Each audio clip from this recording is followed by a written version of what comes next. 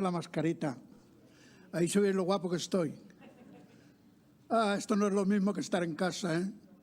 Los que estáis en casa, no os acostumbréis al sofá. Esto no es lo mismo. Hay que ver a los hermanos y gozarse de estar con vosotros. Los que habéis venido siempre, no sabéis lo que es. Una bendición. ¿Han puesto el tema general? Bueno, ya sabéis, una iglesia hacia la madurez, ¿no? Cuando Carlas me asignó el capítulo 5 de la primera carta a los Corintios, me enfadé con él. Y me dijo que todos se quejan también, como yo. Ahora tengo que darle las gracias públicamente, porque este capítulo me ha llevado a consideraciones muy serias para mi propia vida. Así que voy a intentar compartir con vosotros lo que en este tiempo he ido considerando y que creo que nos puede hacer muy bien como congregación y de manera personal. Después de considerar el texto, llegué a la conclusión que lo mejor que podía decir para resumir lo esencial que hay para mí en estas palabras de Pablo es que una iglesia que se toma muy en serio su unidad y santidad es la iglesia que puede madurar. Si no lo hace, no. La unidad y la santidad de Dios son temas dominantes en las cartas del apóstol Pablo. Él estaba obsesionado por la unidad de la iglesia como cuerpo de Cristo y también por la santidad de la iglesia como cuerpo de Cristo. Si esto, en lugar de ser un mensaje de 2 horas que me han dado esta mañana, no, tranquilos. En lugar de ser un mensaje, fuese un estudio bíblico, sentaditos y con tiempo, podríamos dar un repaso a los muchos textos en los que Pablo aborda estos grandes temas. La unidad de la iglesia como cuerpo de Cristo, que estamos expresando esta mañana aquí, y la santidad del cuerpo de Cristo. Es decir, la santidad que se espera de cada uno de los que conformamos el cuerpo de Cristo por la gracia de Dios. Esta enseñanza, creo yo, si siempre lo fue, es cada vez más necesaria. Supongo que estaréis de acuerdo en que vivimos tiempos en los que hay un intento cada vez mayor de separarnos, de individualizarnos, de que no tengamos demasiada oportunidad de estar juntos. Un individualismo casi atroz desde mi punto de vista. Y también nos acercamos cada vez más a ese tiempo del que hablan los profetas, cuando a lo bueno se le dirá malo y a lo malo se le dirá bueno. Ante esta situación, hablar de la unidad y de la santidad del cuerpo de Cristo, con lo que Pablo dice en 1 Corintios 5, creo que vale la pena. El versículo 1 dice: a la iglesia de Dios que está en Corinto, a los santificados en Cristo Jesús, llamados a ser santos, con todos los que en cualquier lugar invocan el nombre de nuestro Señor Jesucristo, Señor de ellos y nuestro. Santificados, partimos del hecho. Nosotros no buscamos la santificación como algo que tenemos que conseguir por nosotros mismos. Dios en Cristo nos ha declarado santos y nos ha enviado a su Espíritu, Él mismo, a nuestro espíritu, para que vivamos esa santidad. Por eso podemos ser llamados a ser santos, a vivir una vida de santidad progresiva cada vez más, a la imagen de Cristo, como esta mañana se estaba diciendo desde aquí. Llamados a ser santos. El Señor no juega con nosotros. Cuando te dice a ti y a mí, cuando dice a esta iglesia que esta iglesia puede ser cada vez más santa, es que puede serlo y debe serlo. Una iglesia madura, una iglesia que se toma en serio su unidad y su santidad. En Corinto, como sabéis, había un freno, su carnalidad. Ya en el capítulo 4, en el capítulo 3, Pablo se lamentaba de que todavía eran carnales. Cuando vine por primera vez a vosotros, no os pude hablar muy a lo grande, tuve que hablar como a bebés, porque eres carnales, pero es que todavía lo sois ahora. Y no puedo hablaros porque me doy cuenta que no habéis ido hacia adelante. Había carnalidad. Y la carnalidad que ha sido ya patente en lo que hemos considerado en los primeros 4 capítulos a lo largo de estas pasadas semanas y en lo que vamos a considerar a partir del próximo domingo. Una carnalidad que le lleva a Pablo a decir en esta misma carta: ¿qué queréis? ¿Iré a vosotros con vara o con amor y espíritu de mansedumbre? Es evidente que Pablo estaba bastante harto de ver que aquellos hermanos y aquellas hermanas, que desde luego vivían un ambiente tremendo, como se nos ha explicado más de una vez, aquella ciudad de Corinto era una ciudad terrible. Pablo, ¿qué queréis? Cuando vaya a vosotros, ¿cómo queréis que vaya? En este capítulo 5, la carnalidad de estos hermanos y hermanas de la Iglesia se evidencia en el pecado de fornicación de un miembro de la congregación. De cierto se oye que hay entre vosotros fornicación, escribe Pablo, y tal fornicación cual ni aún se nombra entre los gentiles, tanto que alguno tiene la mujer de su padre. Es decir, está viviendo un pecado de incesto, aunque posiblemente fuera su madrastra, como todos los autores dicen. Era un pecado de incesto. Estaba teniendo a la mujer de su padre. Los que acostumbráis a leer a Pablo con frecuencia, sabéis que una obsesión suya era poder llegar a todos, hacerse todo a todos para ganar a más, no impedir que su propia manera de hacer las cosas alterara de alguna vez su ministerio de proclamación del Evangelio y de edificación del cuerpo de Cristo. En esta misma carta, en el capítulo 10 dice: no seáis tropiezo ni a los judíos, ni a los gentiles, ni a la iglesia de Dios. Pues resulta que este pecado de fornicación estaba siendo tropiezo para todos. A los judíos, ¿por qué era un tropiezo para los judíos? En Levítico 18 se dice: la desnudez de la mujer de tu padre no descubrirás. Tu madre es, no descubrirás su desnudez. Y esos sexos tienen que ver con ver a la madre en un acto sexual. Así que era un escándalo para los judíos que uno de aquellos cristianos tuviera a la mujer de su padre. Pero era también un escándalo para los gentiles, porque dice Pablo que ni aún se nombra entre los gentiles, pese a ser como eran una ciudad llena de fornicación religiosa en los altares, fornicación de toda clase. Aún así, para los gentiles era un escándalo que alguien tuviera la mujer de su padre.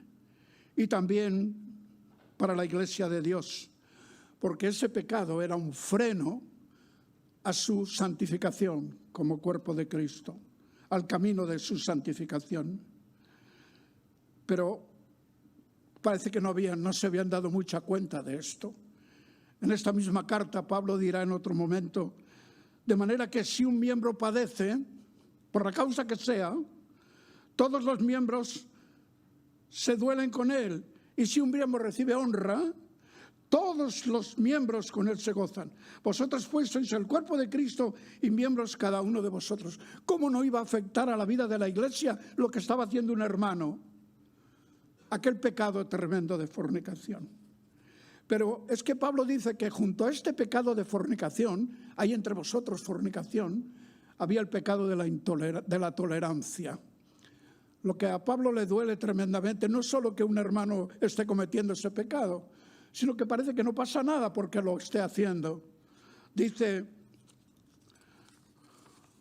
en el versículo 2: y vosotros estáis envanecidos. ¿No deberíais más bien haberos lamentado para que fuese quitado de en medio de vosotros el que comete tal acción?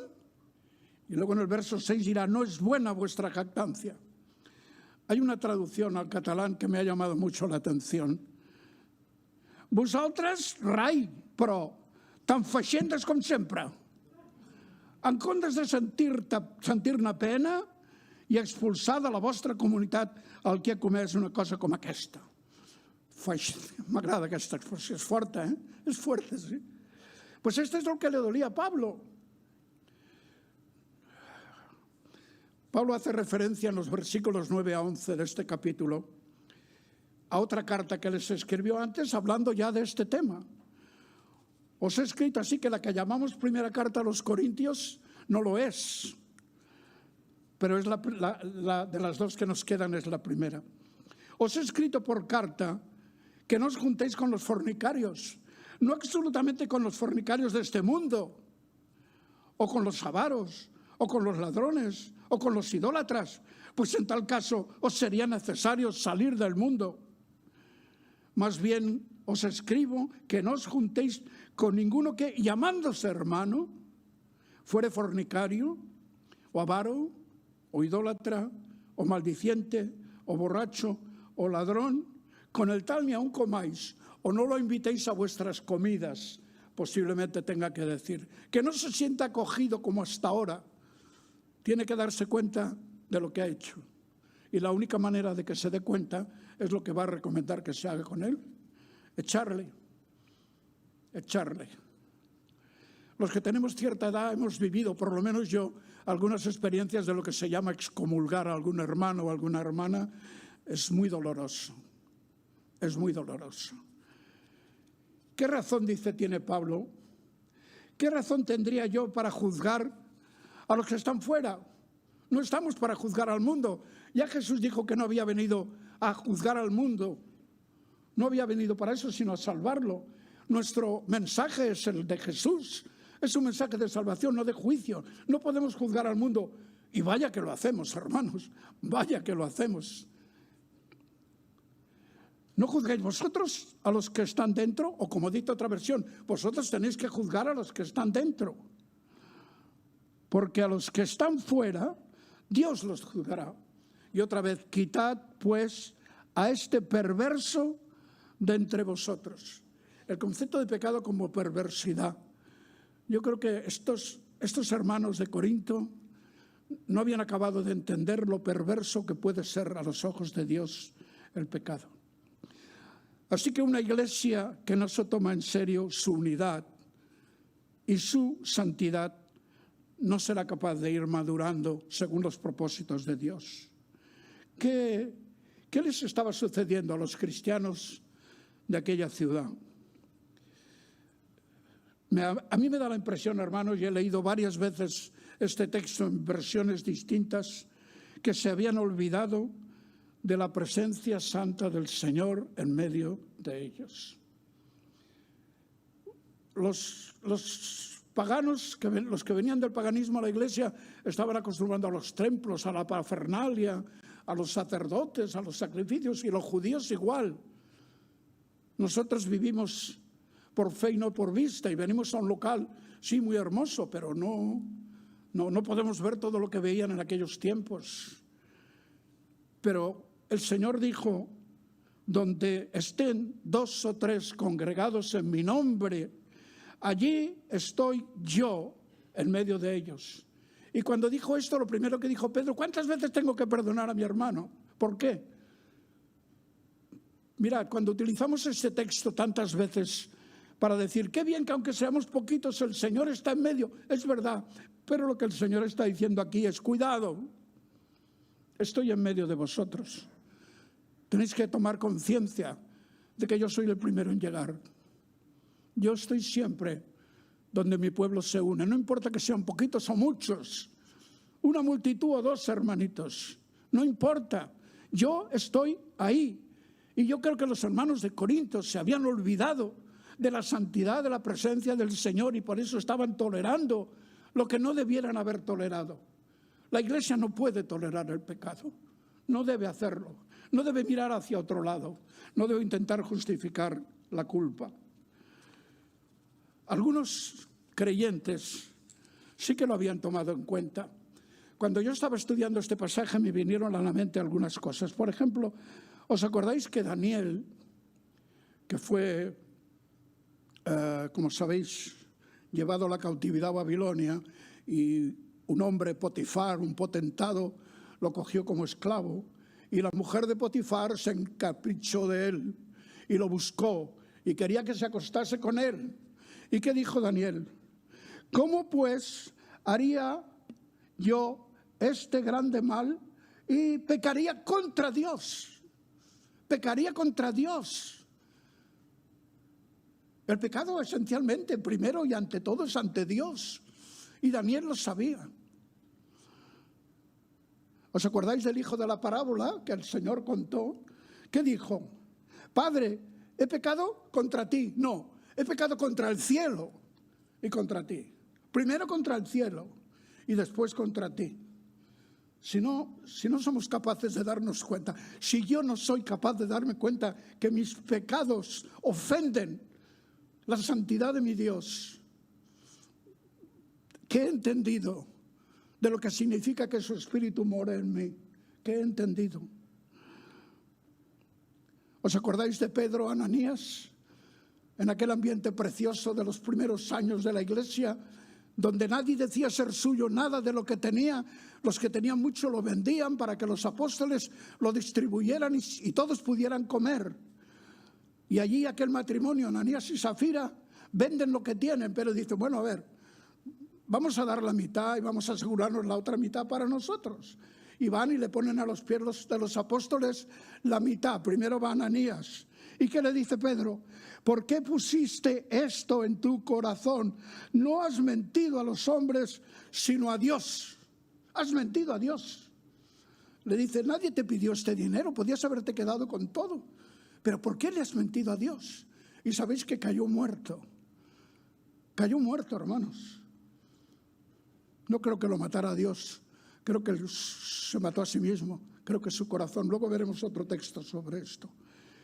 Y cuando llega Zafira, su mujer, ¿qué le dice Pedro? ¿Por qué convenisteis en tentar al Espíritu del Señor? ¿Habéis tentado al Espíritu del Señor? ¿No os dais cuenta? ¿Y qué ocurrió? Que vino gran temor sobre toda la iglesia y sobre todos los que oyeron estas cosas. El temor de la presencia de Dios, al que le ofende la mentira, el pecado, el engaño. Algunos lo entendieron, otros no. En este capítulo y en el capítulo 11, que algunos hermanos tratarán con más detalle, dice el apóstol, porque el que come y bebe está hablando de lo que hemos celebrado esta mañana, el partimiento del pan, y de la manera como se estaba haciendo muy indignamente. Porque el que come y bebe indignamente, sin discernir el cuerpo del Señor, lo que significa tomar el pan y el vino que representa su cuerpo como cuerpo de Cristo, porque todos estamos unidos en Él y formamos su cuerpo. Quien no hace esto, ¿qué ocurre?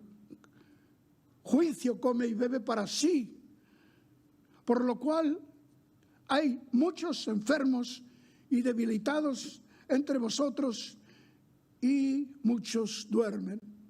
Hoy la parapsicología nos ha enseñado y lo que significa las enfermedades de la mente que afectan al cuerpo y todas esas cosas. Pero ahí está. El pecado no solo afecta al espíritu, afecta al alma, afecta a la mente, afecta a la voluntad, afecta al corazón, afecta al cuerpo. Y algunos que estaban comiendo indignamente aquello, enfermaban, no como un castigo de Dios, sino como una consecuencia de su hipocresía, pretender decir al Señor lo que no era verdad.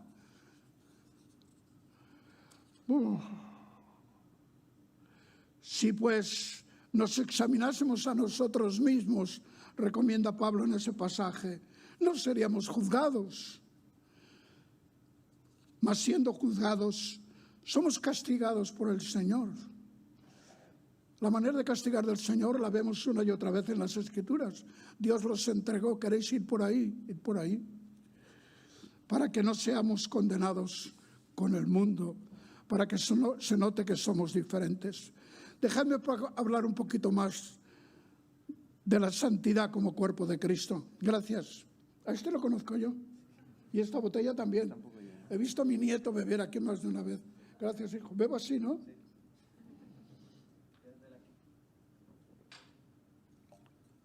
Gracias. Supongo yo que mi voz va a menos, ¿no? Intentaré que no.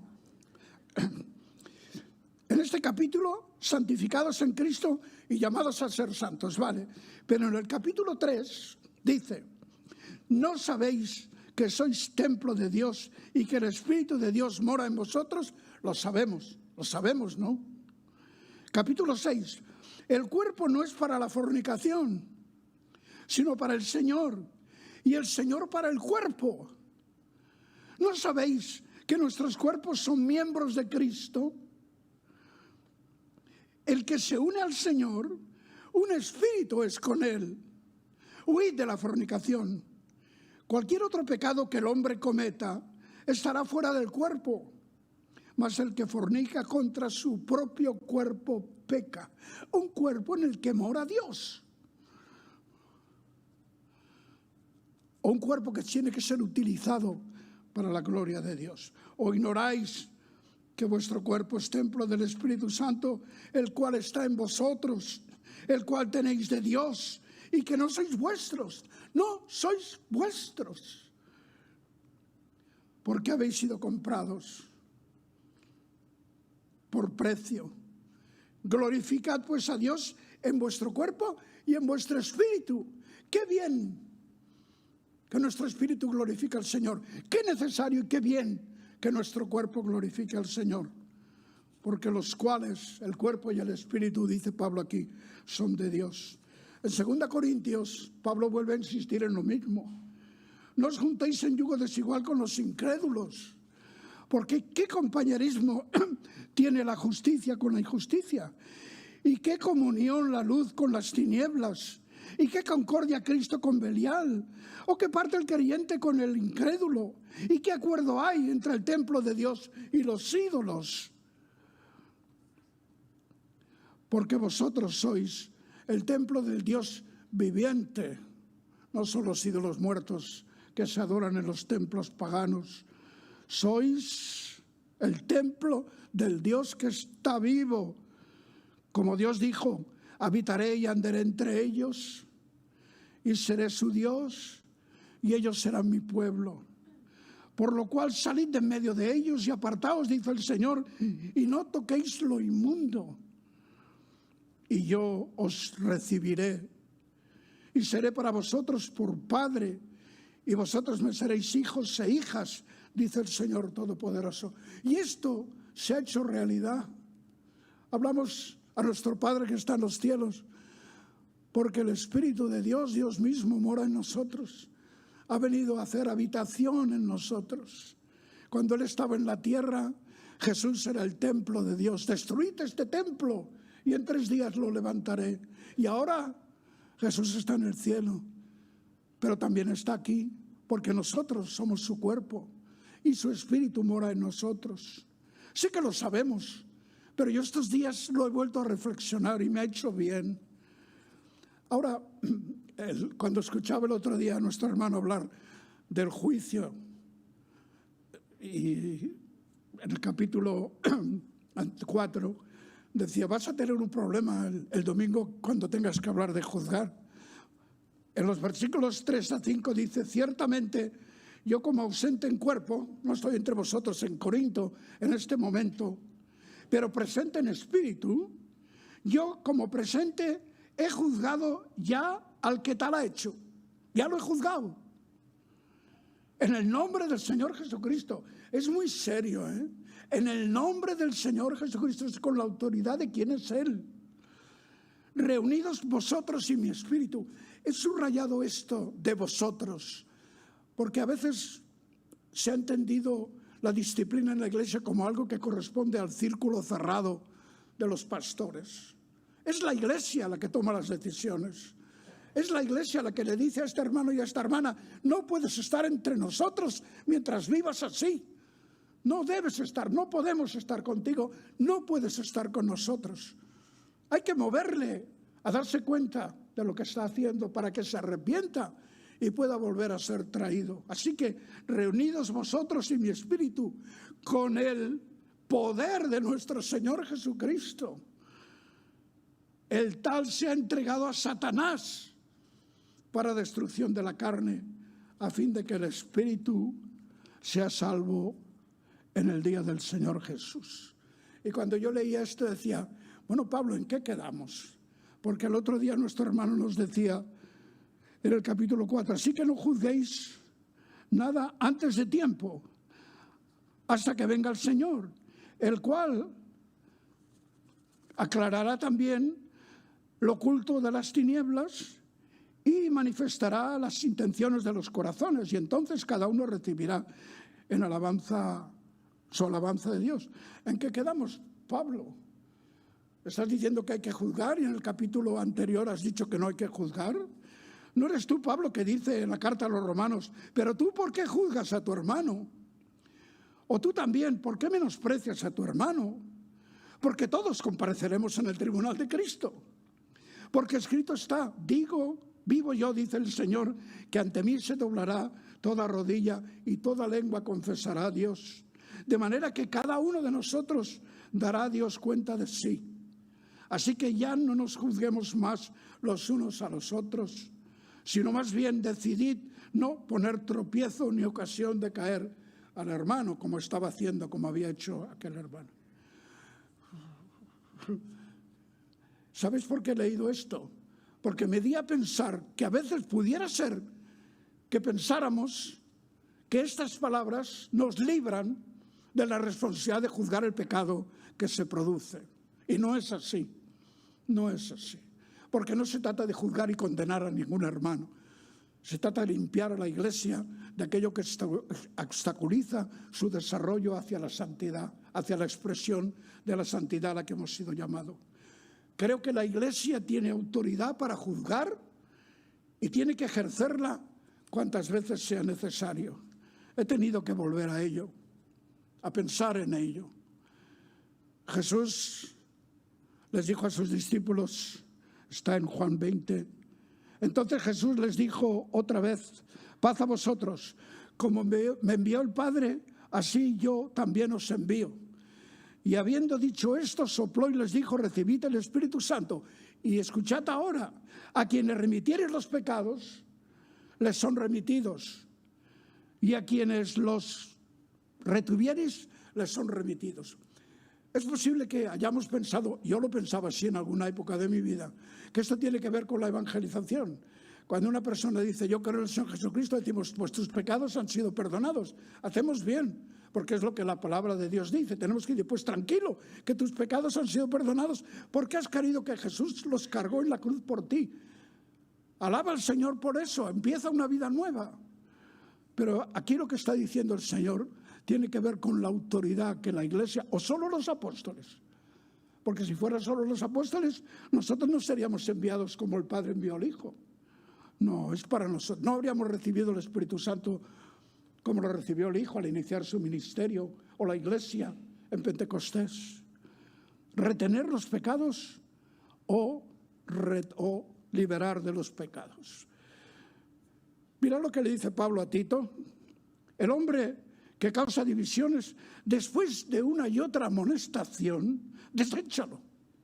¿Por qué, Pablo? Sabiendo que el tal se ha pervertido y peca y está condenado por su propio juicio. No tienes que juzgarle tú, él se juzgará por su propio juicio. Estamos hablando de creyentes que tienen al Espíritu Santo, pero que se han apartado no de los cultos, sino del Señor. Esto de amonestar una y otra vez al hermano que ha pecado, como dice aquí, después de una y otra amonestación, me ha llevado a pensar en lo que Jesús mismo enseñó, de cómo hay que tratar el tema del pecado. Y perdonad, tengo que leerlo. Si un hermano peca, contra ti, no aparece en la mayoría de las versiones, si un hermano peca, ve y repréndole estando tú y él solos. Posiblemente no ocurrió así en Corinto, no sé por qué.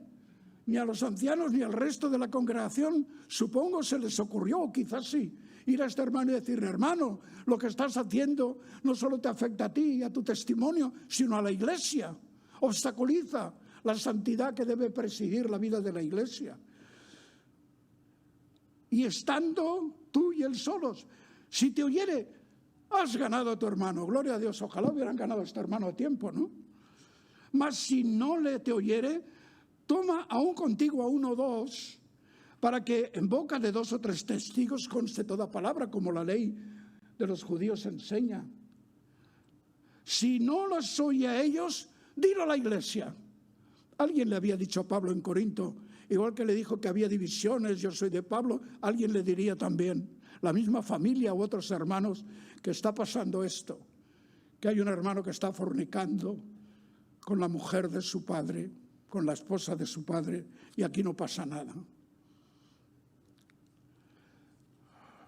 Dilo a la iglesia tiene que intervenir, dirigida, presidida por los que, por su capacidad espiritual y su conocimiento de la palabra, debieran poder guiar a la iglesia en todos los asuntos, pero que la iglesia lo sepa, que la congregación lo sepa, porque afecta a toda la iglesia, no a los pocos que conocen el problema, porque trae la tendencia de esconder los problemas. Hay que resolverlos porque afectan a la vida de la iglesia, afectan a la unidad y a la santidad de la iglesia.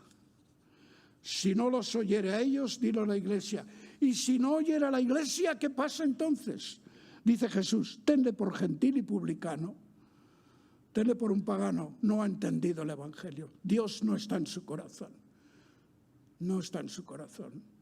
O es alguien que sí pertenece al pueblo de Dios, pero está vendido al dinero, al poder, es un publicano. Tenle por así, porque si después de ir a él personalmente, en secreto, para ayudarle a resolver el problema, después si ves que no, de traer a otros, intentarlo, y después de que la iglesia le amonesta, dice que no, fuera. Es duro, ¿no?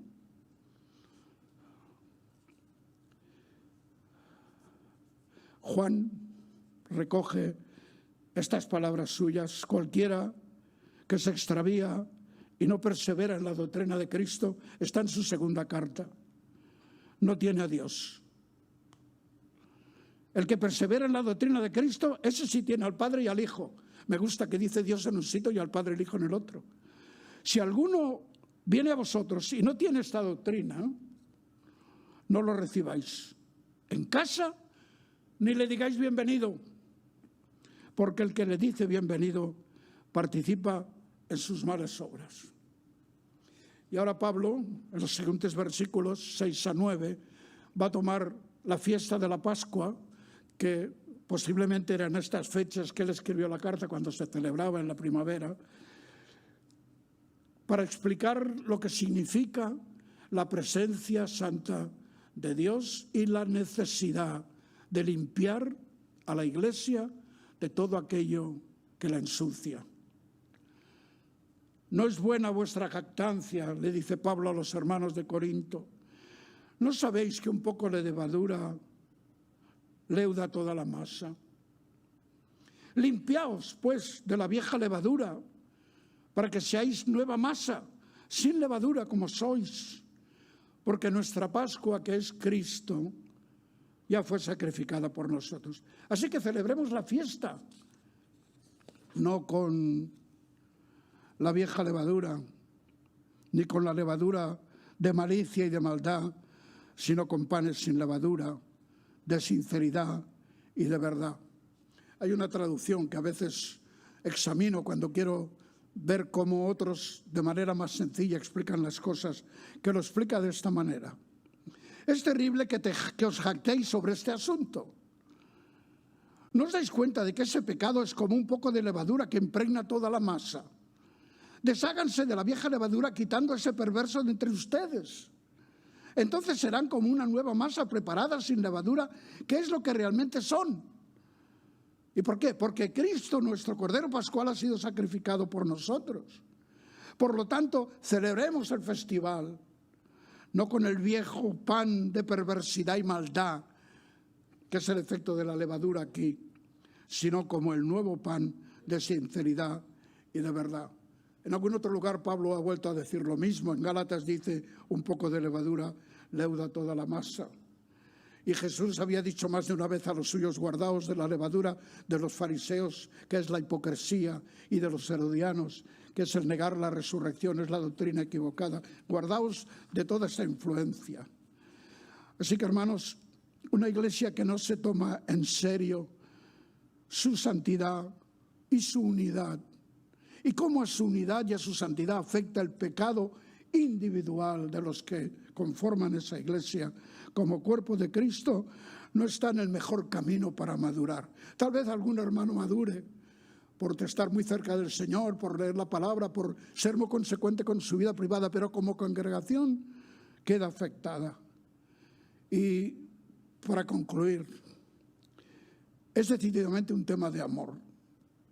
Creo que es un tema de amor. En esta misma carta, y es muy fuerte, al final dice Pablo, el que no ama al Señor Jesucristo sea anatema. Si alguno estima al Señor, rebutgeu-lo. Tenemos la autoridad y el poder del Señor para hacerlo. ¿Debemos hacerlo? ¿Debemos hacerlo? Ojalá no tengamos que hacerlo jamás. Pero si hubiera que hacerlo, hay que hacerlo. ¿Y cómo y con qué actitud? ¿Con qué actitud? No es nada extraño, entonces, que sea en esta carta donde el apóstol Pablo muestra a la iglesia en el capítulo 13 el camino más excelente, el camino del amor. Porque estas cosas no se pueden hacer bien. Nadie puede hacer esto bien, y menos la iglesia, si no se sabe del amor al que peca. No del amor al pecado, del amor al que peca. Es este camino, el del amor, el que debe transitar a una iglesia que desee madurar y honrar a su Salvador y Señor. Y ha de ser precisamente con ese amor como debe aplicar la disciplina, que debe hacerlo, buscando que el hermano que ha pecado pueda, al sentirse fuera del ámbito de la congregación, en la esfera de las tinieblas, donde Satanás es príncipe, que se dé cuenta ahí. Perdonad, es muy pequeña la ilustración, pero no es lo mismo estar aquí dentro que estar en otro lado. Y gracias para los hermanos que hacen posible que veamos esto en las pantallas. No es lo mismo. No es lo mismo estar en el seno de la iglesia, que el Señor protege y el Señor cuida, y en medio de la cual el Señor se hace presente siempre, que estar en el ámbito donde gobierna el príncipe de este mundo.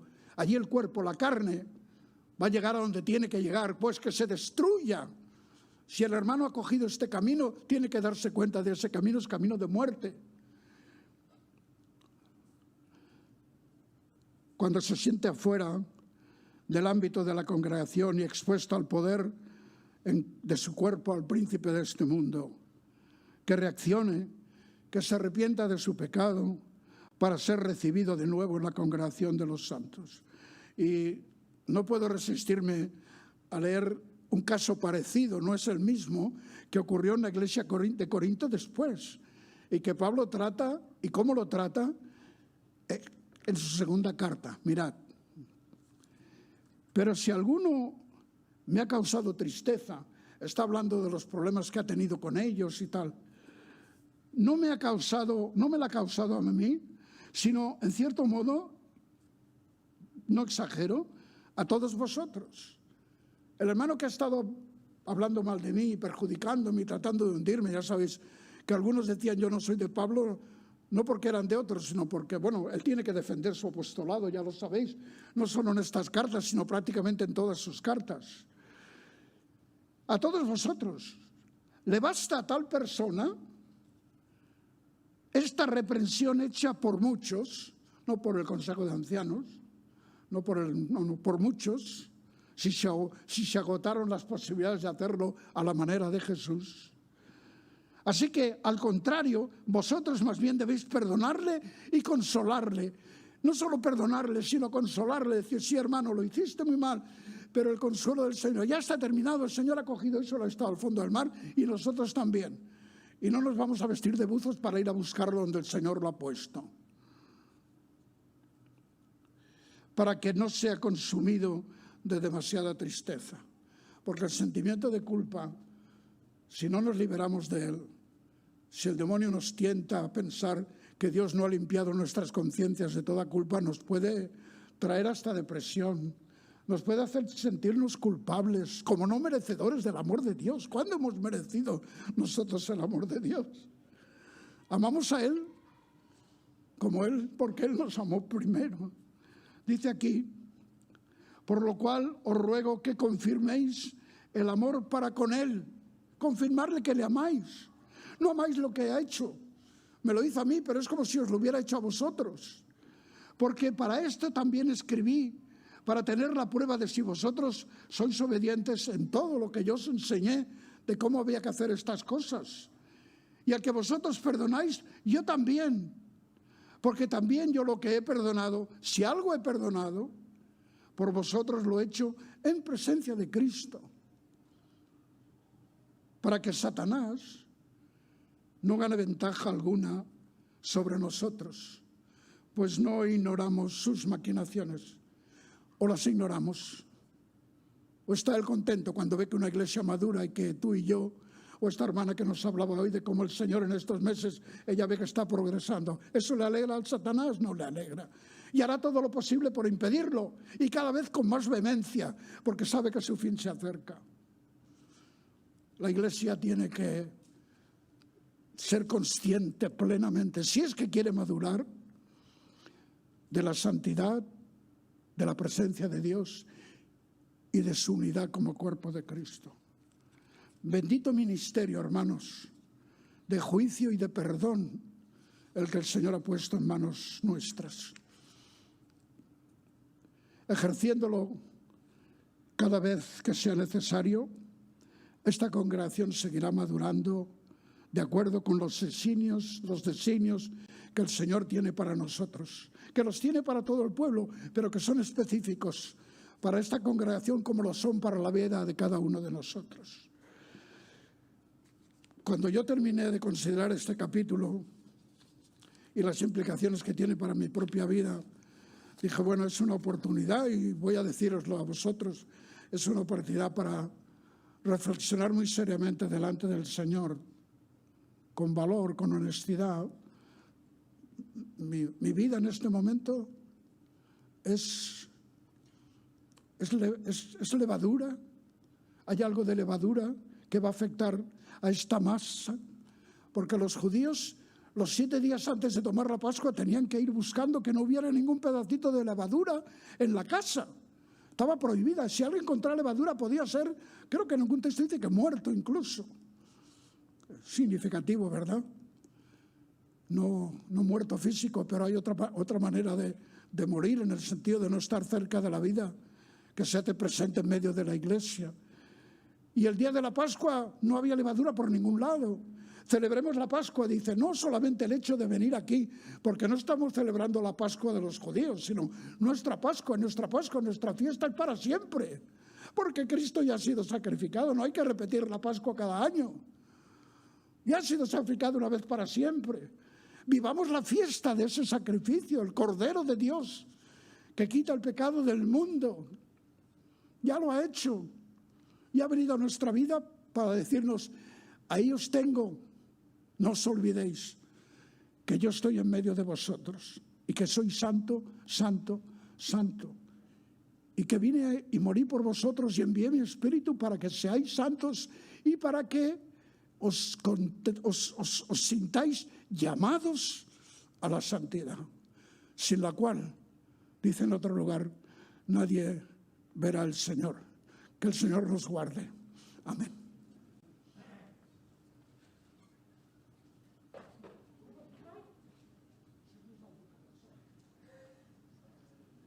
Perfecte.